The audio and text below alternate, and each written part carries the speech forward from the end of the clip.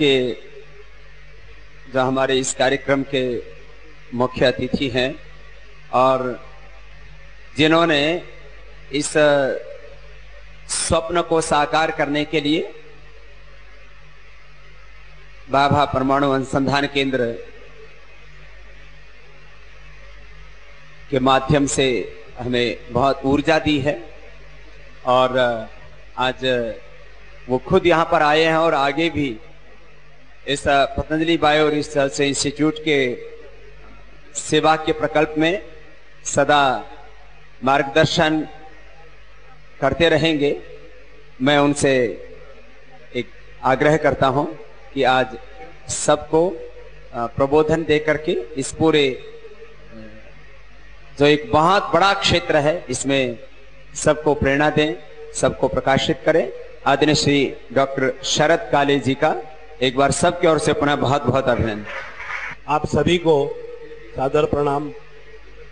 मुझे पतंजलि के इस कुटुंब में आपने शामिल किया और मुझे बहुत हर्ष हो रहा है कि कुछ योगदान मैं अपने अनुसंधान केंद्र के माध्यम से दे रहा हूं।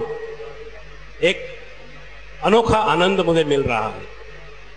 मेरी मातृभाषा मराठी है, हिंदी इतनी अच्छी तरह से आती नहीं है, लेकिन जो कुछ गलत शब्द होंगे वो आप उसे माफ कर देंगे, ये मुझे आशा है। और आपके साथ मैं एक संवाद बनाने की कोशिश करूंगा।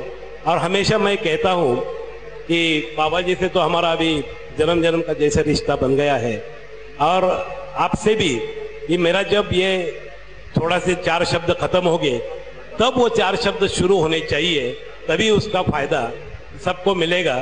यही एक मेरी आशा आप सभी से है। बाबा जी ने एक बहुत अच्छी बात कही कि अध्यात्म के क्षेत्र में, और मैं विज्ञान के क्षेत्र में हूँ, अध्यात्म और विज्ञान में बहुत छोटा सा फर्क होता है। मेरे हिसाब से जो चीजें समझती है उन्हें हम विज्ञान कहते हैं, जो चीजें नहीं समझती है उन्हें अध्यात्म कहते हैं, जो दिखती नहीं। लेकिन जब वो दिखने शुरू हो जाती है तो उसमें विज्ञान समझ आता है। और मानव का यही धर्म होता है। मेरे हिसाब से मानव का एक ही धर्म है, ये विज्ञान समझ लेना। और ये जो धरती हमारे हाथ में सौंपी गई है, ये जो हमें इधर भेजा गया है, कुछ कारणवश भेजा गया है, वो कार्य करते रहना और वो कार्य से कभी अलग नहीं होना। क्योंकि एक विश्वास के साथ ये विधाता ने, जो भी कोई विधाता हो, मेरा कोई दुश्मनी नहीं किसी से, आप किसी को भी विधाता कह सकते हो, लेकिन जिसने किसे भेजा है उसने एक विश्वास के साथ ये वसुंधरा आपके हाथ में सौंपी है। और इस वसुंधरा पे जो स्रोत है उनको अक्षय रखना और आने वाले पीढ़ियों को उनका अक्षयता का आनंद देना, ये हमारा कर्तव्य बनता है। तो हम यहाँ जो आए हैं, जैसे सूर्य का काम होता है प्रकाश देना, वो सालों से करता आ रहा है, कभी थका हुआ नजर नहीं आता है। वैसे जितना समय हमें दिया गया है वो सारा समय ये धरती की सेवा करना है। और यही हमारा जो निसर्ग ऋण, इसके जो नाम दिया है मैंने बायोगैस का, उसका निसर्ग ऋण मतलब प्रकृति से लिया हुआ कर्जा प्रकृति को वापस देना। किसी से हम कर्जा लेते हैं तो वो कर्जा वापस देना पड़ता है, सूद के साथ देना पड़ता है। अभी हम जानते नहीं हमें कितना कर्जा दिया हुआ है।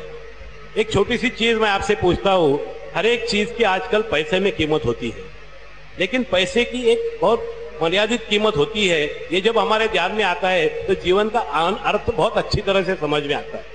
अभी हम दूध खरीदते हैं, 30 रुपए लीटर, 32 रुपए लीटर होता है दूध। चावल खरीदते हैं, 40 रुपए किलो चावल होता है। ये फूलों का गुलदस्ता अगर खरीदना है तो कोई 100-125 रुपए लेते हैं आजकल फूलों के गुलदस्ते के लिए। कोई चीज दुनिया में फुकट नहीं मिलती।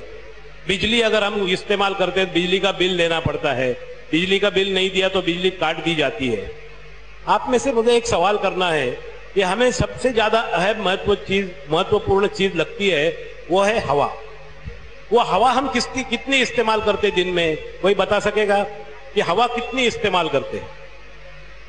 शायद यही जवाब आएगा, सर मालूम नहीं है, क्योंकि वो हमें फुकट मिलती है, उसका कोई बिल नहीं देना पड़ता।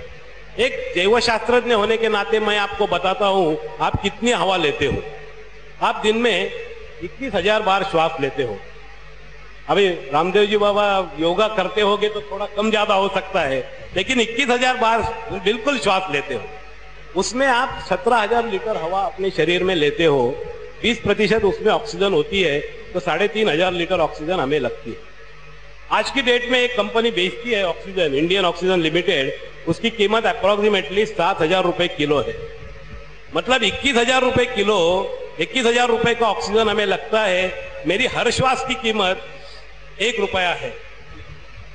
दूसरा श्वास लिया 1 रुपया है। ये कैसे देना है? और इसे मैं प्रकृति का ऋण कहता हूं, इसे मैं निसर्ग ऋण कहता हूं। ये बिल चुकाना है, सबको चुकाना है। ये कैसे चुकाना है? मेरे एक शिक्षक ने मुझे बताया था। मेरे हाथ में जब हम स्कूल में आए थे पीपल का पौधा दिया था और बताया था कि आपने ये पौधा इधर लगाना है, मैंने लगा दिया। आज वो पीपल का वृक्ष 48 साल का हुआ है और पीपल का वृक्ष 3 किलोग्राम ऑक्सीजन प्रकृति को रोज वापस देता है। मेरा बिल जा रहा है प्रकृति को ऑक्सीजन का, मेरे शिक्षक दे रहे हैं। ये जो ताली आप दे रहे हैं वह मेरे जो शिक्षक है उनके लिए है। अगर मुझे ताली देनी है, आपसे आपके एक वृक्ष लगा दीजिए और उसके ऑक्सीजन प्रकृति को देते रहिए, तब वो आपको मुझे वो ताली मिलेगी। अग्निहोत्र में कहा गया है कि इदम न मम। जब हम आहुति देते हैं तो कहते हैं इदम न मम, ये मेरा नहीं है। लॉर्ड भगवान श्री कृष्ण जो है वो हमें समझाते हैं अहम ब्रह्मास्मि, मैं ब्रह्म हूं। इनके साथ एक और कैरेक्टर मैं जोड़ना चाहता हूं।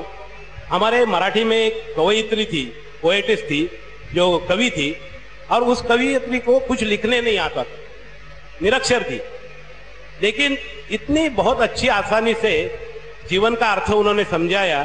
उनका नाम था बहिणाबाई चौधरी। और उनकी जो मराठी में एक सेंटेंस है, मैं मराठी में कह के फिर हिंदी में बताता हूं।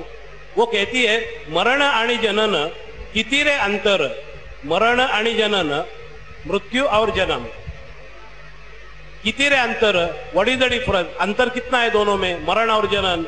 एका श्वासाचं रे अंतर, एक श्वास अलग करता है ये आदमी जिंदा है या मुर्दा है।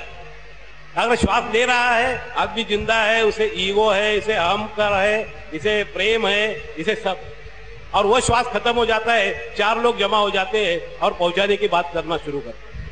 अभी इदम न मम अहम ब्रह्मास्मि और एका श्वासातरे अंतर, ये एक दूसरे से कैसे जुड़े हैं देखिए, बहुत अच्छी चीज है।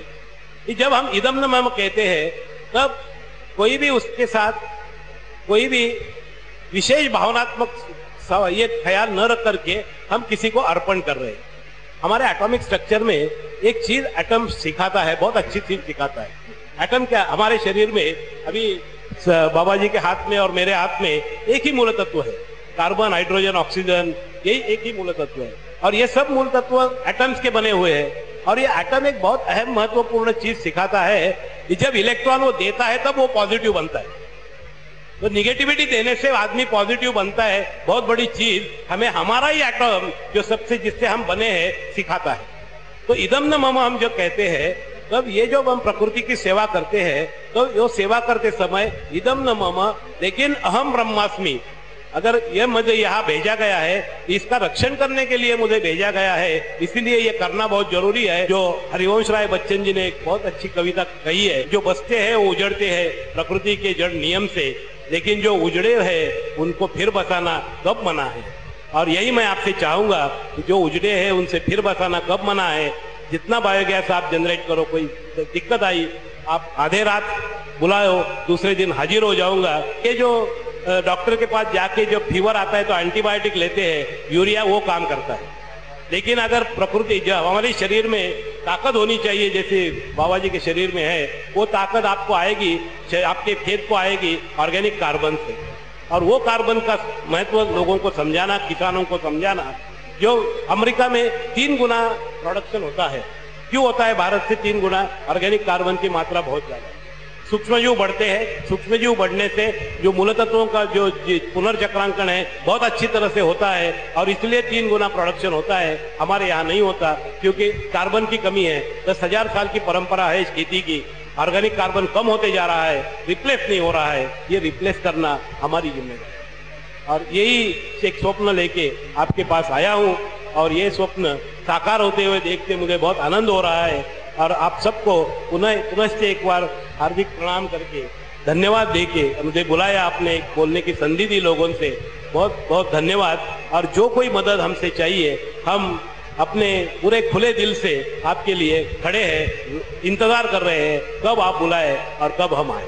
जो आपने जो बायोगैस प्लांट डाला है वो अंशतः द्रवरूप स्वरूप का इतने बड़े पैमाने पे ये पहला प्लांट है। बहुत अच्छा प्लांट है, 90 टन का। और एक अच्छी मिसाल आपने कायम की है, क्योंकि इससे मेरे हिसाब से कम 800 किलोवाट ऊर्जा तो आपको पक्की मिलेगी। 1 मेगावाट लिखा हुआ है, लेकिन 800 किलोवाट अगर वो उन्होंने थोड़ा सा 90 टन का जो हिसाब बताया थोड़ा कम होगा, लेकिन उससे कोई मतलब नहीं है। आपने एक बड़े पैमाने पे एक डिसेंट्रलाइज एनर्जी सिस्टम डेवलप किया, और ये अगर सिस्टम से अगर आपका आधा भी बिल कम हो जाता है तो एक बहुत अच्छी मिसाल कायम होगी। और ये जो बायोगैस है, और एक महत्वपूर्ण चीज ये होगी, वो 90 टन में से जैसे हम इसको अगर बहुत प्रेशर आ जाता था पतंजलि आश्रम पे, तो वो शायद जलाने के सिवा और कोई चारा नहीं था। अगर मैग्नीशियम, कैल्शियम ये जल जाता है तो उसमें से फिर वनस्पति के लिए उपलब्धता के लिए 500 साल इंतजार करना पड़ता, 400 साल इंतजार करना पड़ता। लेकिन ये खाद में से अगर आएगा तो अगले साल उसको वनस्पति को वापस मिलता है। इतना फर्क है। ये जो चीज है आपने ये पर्यावरण के जो आपने मदद की है, और जो मीथेन तो हवा में चला जाता था इतनी बड़े पैमाने पे, उसे ग्लोबल वार्मिंग होके उत्तराखंड में क्या प्रलय हुआ देखा आपने, उसका एक कारण तो ग्लोबल वार्मिंग है। तो ये ग्लोबल वार्मिंग कम करने का एक बहुत, अभी आप कम से कम 6000 मीटर क्यूब हवा में बायोगैस जाना छोड़ना बंद करोगे। अगर वो बंद हो जाएगा तो उसका मतलब है कम से कम आपको 3000 kilogram methane, 3 metric ton of methane आप रोज जलाओगे। 3 मेट्रिक टन का मतलब है 63 metric ton of 63 metric ton का कार्बन डाइऑक्साइड। मतलब कार्बन एमिशन रिडक्शन की जो व्याख्या की गई है उसमें 1 टन कार्बन डाइऑक्साइड का यूनिट माना गया है। तो आपको रोज 63 यूनिट्स मिलेंगे, और उसके कितने पैसे मिलेंगे मुझे कोई मतलब नहीं, मेरे लिए पैसे की वैल्यू बहुत कम है, बहुत सीमित है। लेकिन 63 यूनिट आपने बचा के ग्लोबल वार्मिंग कम किया, ये बहुत अहम चीज आपने की है। और ये सबसे बड़ा योगदान आपके बायोगैस प्लांट का है, ये मैं बताना चाहता हूं। उसे बिजली कितनी निकलती है बाय प्रोडक्ट है, मेरे लिए कोई अहम महत्व का नहीं है।